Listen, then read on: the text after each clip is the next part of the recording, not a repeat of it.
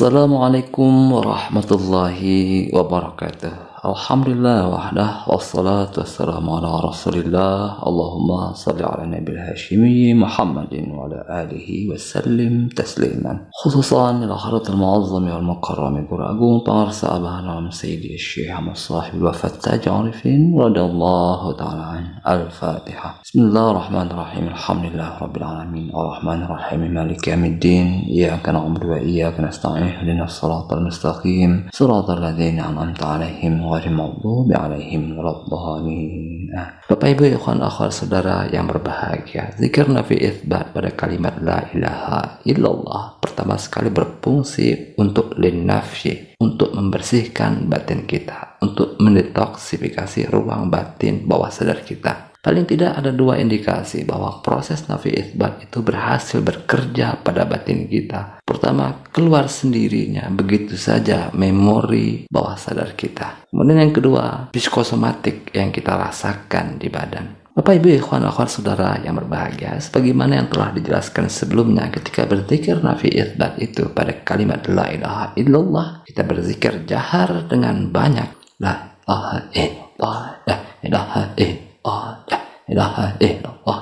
Maka dalam kondisi tertentu logika melemah, batin intelek bersifat pasif, maka gudang batin bawah sadar terbuka lebar, sampah-sampah memori bawah sadar pun berkeluaran dengan sendirinya, tumpah di langit pikiran. Fenomena ini merupakan indikasi bahwa proses nafi itsbat, proses detoksifikasi berhasil bekerja dengan sangat baik pada batin kita. Maka tentu kita bertanya, ya Bapak Ibu, dari mana datangnya sampah-sampah batin bawah sadar itu? Kok bisa muncul di langit pikiran kita? Sampah-sampah memori bawah sadar itu datangnya dari pengalaman buruk masa lalu. Kalau dulu di masa lalu orang tuanya galak, kalau marah ekstrim, sehingga sang anak menjadi sakit hati, dendam, maka itu berarti sang anak itu dengan tanpa sadar dia telah menyimpan memori kemarahan di dalam hati bawah sadarnya. Maka nanti waktu zikir jahar, memori kemarahan itu otomatis keluar sendiri dari gudang batin bawah sadarnya, tumpah di langit pikiran.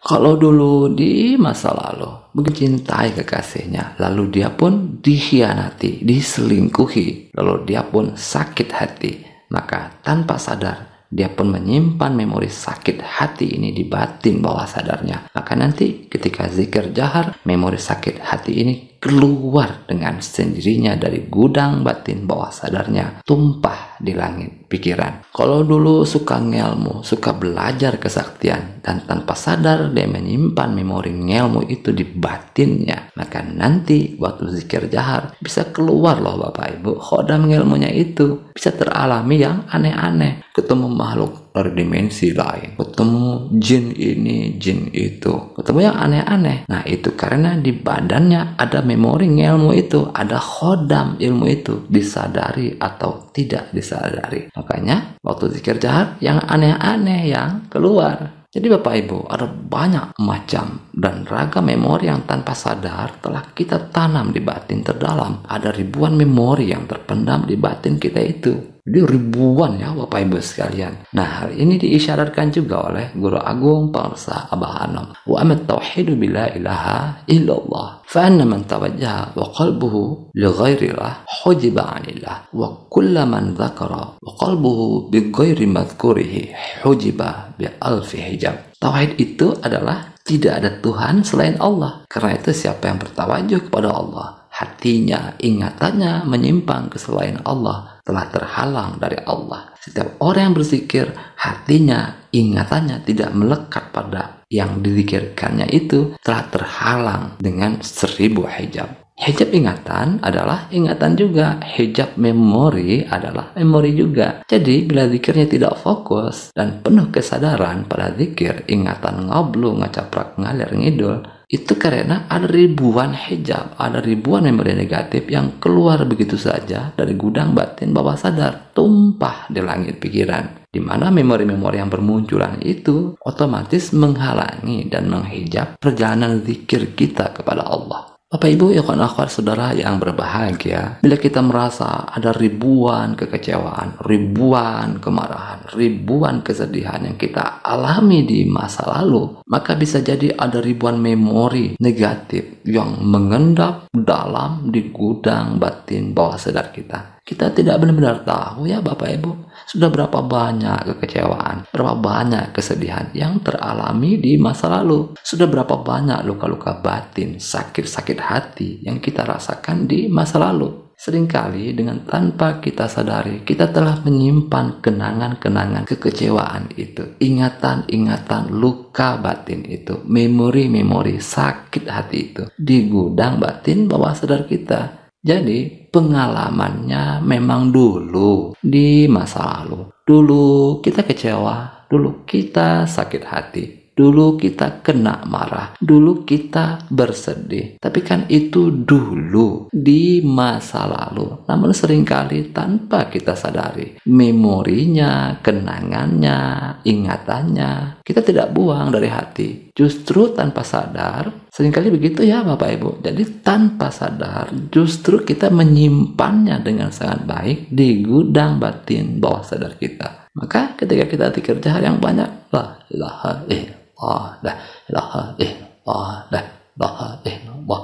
Dalam kondisi tertentu, ketika batin intelek bersifat pasif, gudang batin pun terbuka lebar. Sampah-sampah memori bawah sadar yang kita simpan itu pun berkeluaran dengan sendirinya, tumpah di langit pikiran. Jadi ingatan itu otomatis menyimpan ke sana kemari, ngablung, ngajaprak, ngalir ngidul. Nah, semua itu bersumber dari simpanan-simpanan kita sendiri. Jadi Bapak Ibu sekalian, kalau zikir pikiran ke mana-mana, ngablung, ngajaprak, ngalir ngidul, jangan sedih ya Bapak Ibu. Jangan merasa lemah. Ini fenomena yang sangat bagus. Kok aku zikirnya nggak khusyuk ya? Kok aku zikirnya banyak pikiran ya? Jangan sedih ya Bapak Ibu. Jangan pesimis. Justru ini merupakan fenomena yang sangat bagus. Fenomena ini merupakan indikasi bahwa proses nafyu itsbat, proses detoksifikasi berhasil bekerja dengan sangat baik pada batin kita. Jadi ini sangat bagus. Memang harus keluar sampah-sampah batin itu. Jadi buang semuanya, keluarkan semuanya. Biarkan banyak pikiran-pikiran yang keluar dari gudang batin bawah sadar. Jangan lagi kita simpan memori-memori negatif itu di hati kita. Maka semakin banyak kita berzikir, tentu semakin banyak memori bawah sadar yang berkeluaran. Akan semakin banyak pikiran. Tapi ini sangat bagus, karena akan semakin banyak sampah-sampah batin yang keluar dari ruang batin bawah sadar kita. Bersamaan dengan banyaknya memori negatif yang keluar, maka kehidupan kita menjadi lebih aman dan nyaman. Tidak lagi diganggu oleh memori-memori negatif itu yang dia itu bergerak merusak langsung dari dalam batin kita sendiri. Kemudian Bapak Ibu, ikhwan akhwat saudara yang berbahagia, kedua, indikasi bahwa nafyu itsbat itu bekerja dengan baik pada batin kita adalah dirasakannya psikosomatik di badan. Jadi psikosomatik. Apa itu? Psiko itu batin, soma itu badan.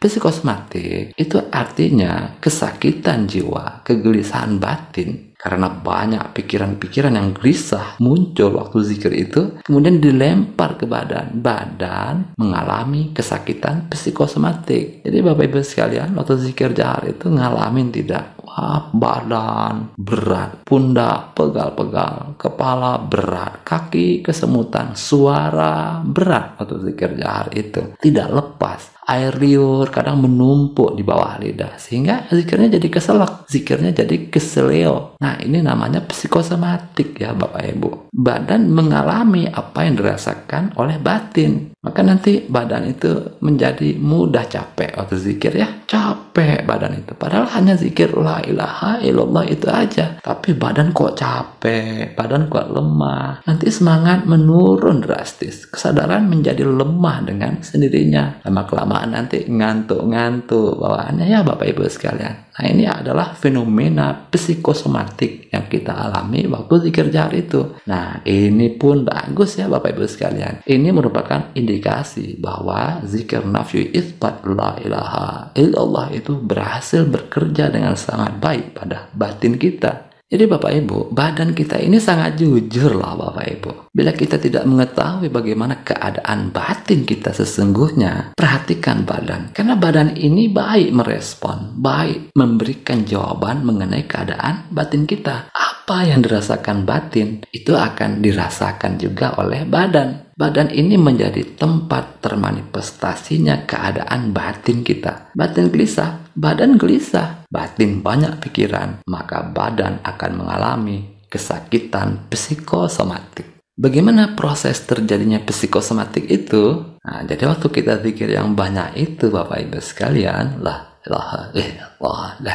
ilaha illallah, la ilaha illallah. Nah, dalam keadaan tertentu kan batin intelek bersifat pasif ya. Gudang batin bawah sadar terbuka lebar. Memori yang tersimpan di gudang batin bawah sadar itu pun berkeluaran dengan sendirinya, tumpah di langit pikiran. Lalu kemudian tanpa sadar batin intelek aktif. Padahal sudah bagus tadi ya, batin pasif sama batin bawah sadar keluar. Tetapi di sisi lain, tanpa sadar, batin intelek itu aktif kembali. Kita kembali menilai, memikirkan, merespon, menganalisis memori yang muncul itu. Misalnya ya, dulu di masa lalu, kita pernah dikhianati sahabat sendiri. Waktu zikir jahar, muncul memori sahabat kita itu di langit pikiran. Nah, ini kan memori yang menggelisahkan ya, namanya memori pengkhianatan oleh sahabat kita sendiri. Lalu, ketika memori sahabat kita itu muncul, dan ini merupakan memori yang menggelisahkan, tanpa sadar kita telah menilai, kita telah memikirkan, merespon, menanggapi, menganalisis memori ini. Aduh, kok memori ini yang muncul? Jadi kita menilainya, yang keberadaannya sangat tidak kita harapkan.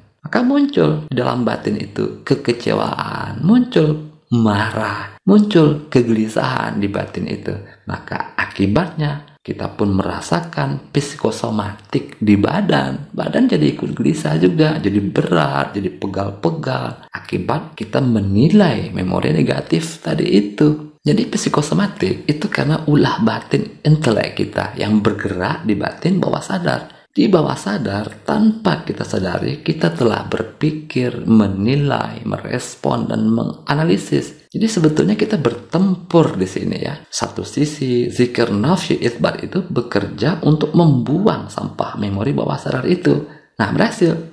Keluar dia di langit pikiran kita. Tetapi ketika muncul di langit pikiran, batin intelek ini masih kuat di batin bawah sadar ini. Langsung dia merespon, menilai, menganalisis memori yang muncul itu. Maka akibatnya terjadi pertempuran antara zikir nafi itsbat yang ingin membersihkan batin kita dengan batin intelek yang merespon, tidak merelakan, tidak memaafkan memori negatif itu. Maka akibat dari pertempuran ini berdampak pada badan kita. Badan pun mengalami psikosomatik. Jadi sebetulnya kita belum memaafkan orang-orang yang menyakiti kita di masa lalu. Ini Bapak Ibu sekalian yang berbahagia. Ternyata watak berpikir, menilai, dan menganalisis itu sudah mendarah daging. Ya Bapak Ibu, sudah menjadi tabiat batin intelek bawah sadar. Namanya juga kita sejak kecil sudah dilatih ya Bapak Ibu untuk berpikir, menganalisis ini, menganalisis itu. Maka otomatis kemampuan menganalisis ini menjadi watak batin bawah sadar kita. Apalagi ditambah kita kuliah, itu kan dituntut kemampuan analisis kita ya. Ternyata pada dimensi spiritual, watak ini sangat mengganggu perjalanan spiritual kita. Ya, tapi bagaimana lagi ya Bapak Ibu? Alhamdulillah kita ketemu zikir nafi itsbat. Di sini kita belajar untuk mempasifkan batin intelek. Maka bila demikian, zikir ini menjadi tugas seumur hidup kita. Zikir menjadi pekerjaan selama hayat masih dikandung badan. Semoga dengan terus-menerus kita berzikir, kita mampu mempasifkan batin intelek kita itu. Bila pun tidak, kita terus-menerus berzikir. Kita jadikan zikir ini sebagai pekerjaan selama hayat masih dikandung badan. Baik, ini dapat kita pelajari pada kesempatan kali ini. Semoga ada hikmahnya untuk batin spiritual kita, khususan ya Hadratul Mu'azzam ya Al-Mukarram Guru Agung Parsahabana Sayyidi Syekh Ahmad Shahib Wafatah Ja'rifin radhiyallahu ta'ala al-Fatihah. Bismillahirrahmanirrahim. Alhamdulillah rabbil alamin. Ar-Rahmanirrahim. Maliki yaumiddin. Iyyaka na'budu wa iyyaka nasta'in. Ihdinas siratal mustaqim. Shiratal ladzina an'amta 'alaihim ghairil maghdubi 'alaihim waladdallin. Amin. Allahumma salli ala nabil hashimi Muhammadin wa ala alihi wa sallim tasliman. Allahumma salli wa sallim wa barik alaihi. Wassalamualaikum warahmatullahi wabarakatuh.